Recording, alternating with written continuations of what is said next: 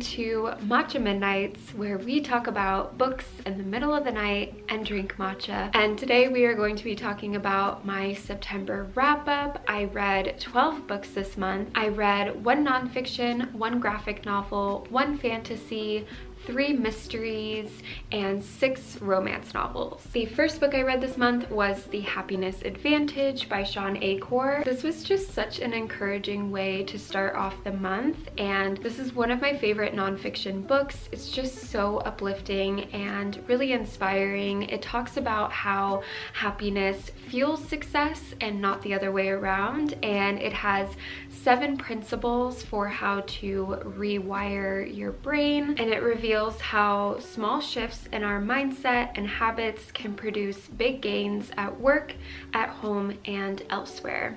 So I gave this 5 out of 5 stars. Another reread for me this month was When True Loves by Taylor Jenkins Reid. This is my favorite Taylor Jenkins Reid book. It's very bittersweet, but it makes you feel so many emotions, and it's such a beautiful story. I first read this in my 20s, and it was really fun to revisit it in my 30s. I will say that I loved this just as much the second time around. This follows the story of Emma Blair, who marries her high school sweetheart in her 20s, but on their first wedding anniversary, her husband Jesse is in a helicopter and the helicopter goes missing. And just like that, Jesse is gone forever. So years later, Emma ends up reconnecting with an old friend named Sam, and she ends up getting engaged to Sam, and it feels like a second chance at happiness.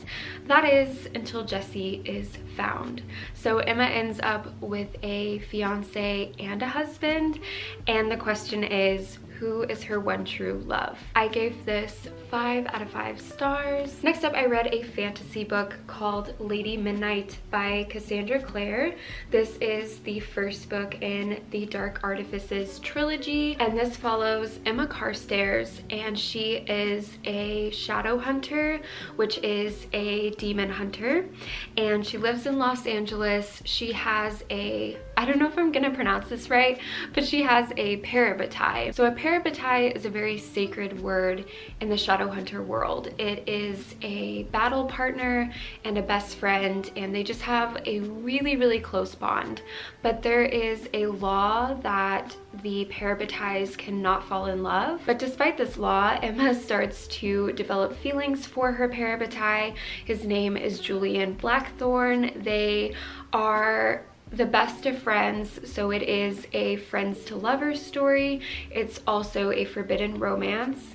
I did find that even though I loved the idea of the plot, I just didn't have the same emotional connection to these characters as I did with the Infernal Devices. I really loved the beachy Los Angeles setting, and I also liked how there was a murder mystery in this as well. So I gave this a solid 3 out of 5 stars. It was good, but it also wasn't my favorite, so I think I'm going to take a little break from this trilogy for now. Next up, I read 2 mysteries from Lisa Jewell. So this was a new author for me, and the first one is The Night She Disappeared, and this follows the disappearance of a teenage couple named Tallulah and Zach.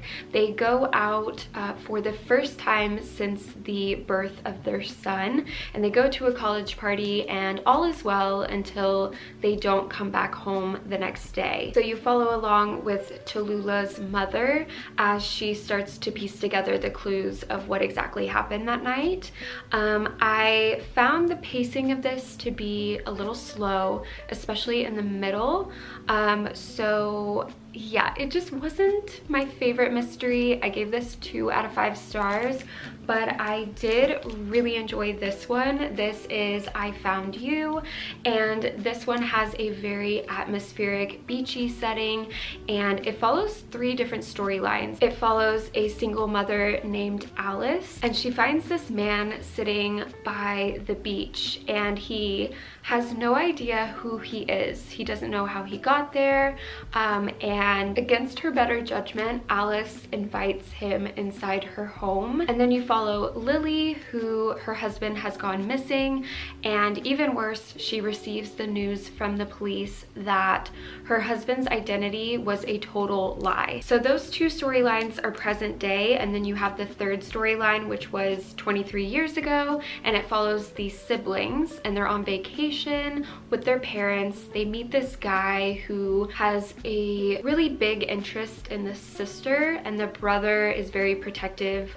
over the situation. He's very skeptical of this guy, and as a reader, you too become very skeptical as well. I think Lisa did a really great job of creating this feeling of uneasiness, especially in the plot line that took place 23 years ago. Like, every time it would go to the past, I would just feel so creeped out, and I had so many questions as the three storylines were coming together. So it was a wild ride, and I gave this 4 out of 5 stars. Next up, I read Pumpkinheads. This was such a cute graphic novel. The illustrations are so beautiful. I love the color palette, and this follows 2 seasonal best friends, Deja and Josiah, and they are high schoolers, and every autumn they work together at this pumpkin patch.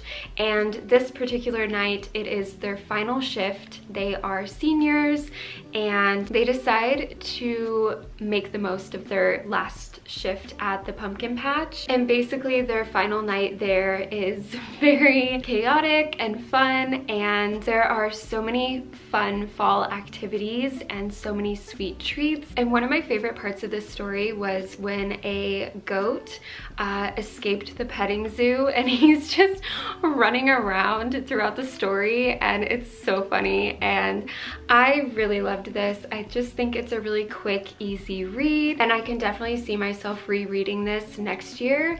So I give this 4 out of 5 stars. Next up, I read Just Haven't Met You Yet. This is about a lifestyle reporter named Laura, and she is on a business trip, and she goes to the very same island where her parents met and fell in love. And when she goes to this island, she discovers that she has grabbed the wrong suitcase from the airport. So she has swapped suitcases with this mystery man, and the contents of the suitcase basically tell her that this is the man of her dreams. And so she tries to find this mystery man. I will say that this story took a completely different direction than what I was expecting. I liked the idea of it, but I felt like the execution of it was, I don't know, I think overall I just felt very meh about it. Like, I didn't love it, I didn't hate it, and it was just a 3-star read for me. Then I listened to the audiobook of The Hunting Party by Lucy Foley. It was so good, and Lucy Foley just writes the most atmospheric mysteries. This follows a group of friends who go to this ski lodge, and it's a very isolated setting. There is a murder, and you have to piece together who was murdered, why were they murdered, who did the murdering, and I did end up guessing correctly who the killer was. I just really enjoyed piecing together the mystery, so I gave this one 4 out of 5 stars. Next, I read another romance story. This is Part of Your World. This is a small town romance, and it's also like an opposites attract kind of story. So after a wild bet, a gourmet grilled cheese, and a cuddle with a baby goat, Alexis's world is turned upside down. And the cause is Daniel Grant. He is a carpenter who is 10 years younger than her, and he is as casual as they come, which is the complete opposite of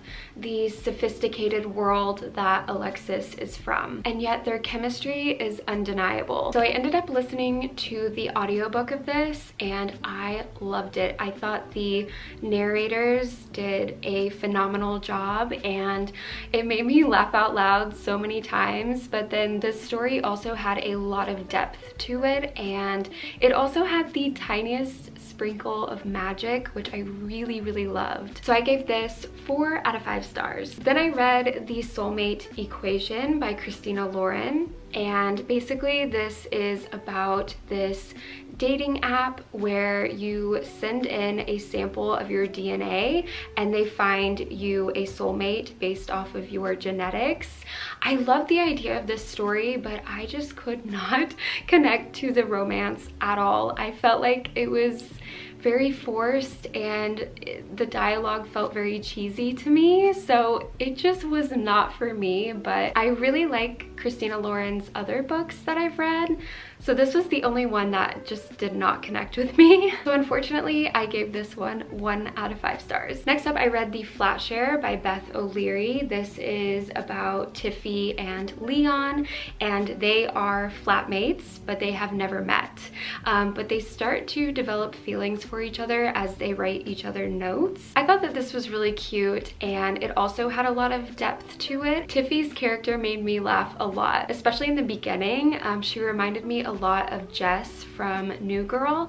She's very quirky and her sense of fashion is just very whimsical and fun. The one thing that really kept pulling me out of the story though was the writing style in Leon's chapters. It was very choppy and there were no quotations in his chapters, so that was kind of hard for me to like get used to. So overall, I think this is somewhere between like a 3.5 4-star rating for me. And finally, I ended the month of September on such a fantastic note. I discovered a new favorite author. This is When in Rome by Sarah Adams. I talked a lot about this in my last vlog, and basically this is the sweetest, most wholesome romance story, and it follows Amelia, who is a pop star, and she wants to kind of just have a vacation from her life for a little while. And she grew up watching Audrey Hepburn's movie Roman Holiday and was inspired to go to Rome, but instead of going to actual Rome, she goes to Rome, Kentucky, where she meets a grumpy pie shop owner named Noah. Amelia and Noah just have the best chemistry. They are so cute. I just wanted to live inside this story. Also, the side characters were so amazing, and this is a small town romance, a found family, a sweet slow burn, and I gave this 5 out of 5 stars. So that is it for my September reading wrap up. Let me know what your favorite reads were from this month, and I will see you guys again soon. Bye.